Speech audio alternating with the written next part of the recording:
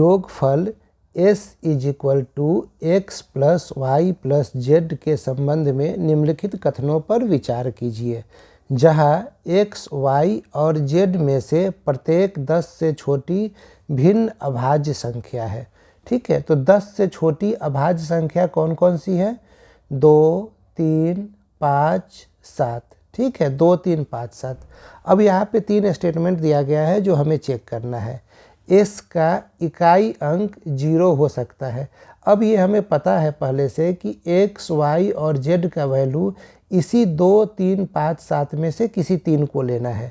तो इकाई अंक के लिए आप देखिए, यदि हम x का वैल्यू 2 ले लेते हैं, y का वैल्यू 3 ले लेते हैं और z का वैल्यू 5 ले लेते हैं, तो s का वैल्यू क्या हो जाएगा? 10, यानी कि इकाई स्थान पे 0 हो सकता है।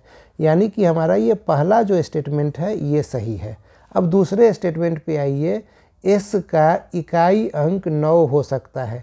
क्या ऐसा पॉसिबल है? अब जैसे सपोज कीजिए, यहाँ पे x के लिए वैल्यू डाल लीजिए 7, y के लिए वैल्यू डालिए 5, z के लिए वैल्यू डालिए 3, तो 7, 5, 12, 3, 15, तो s का वैल्यू आ गया 15।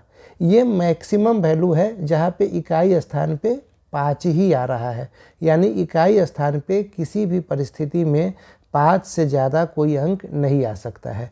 यानी हमारा दूसरा स्टेटमेंट ये गलत हो गया।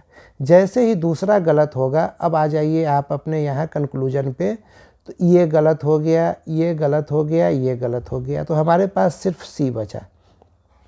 तीसरा स्टेटमेंट भी देख लेते हैं। s का इकाई अंक 5 हो सकता है, तो ये तो हमने देख लिया, 7, 5 और 3 लेकर हमने देख लिया कि s का वैल्यू 15 आता है, जिसमें इकाई स्थान पे 5 है, यानी ये सही है।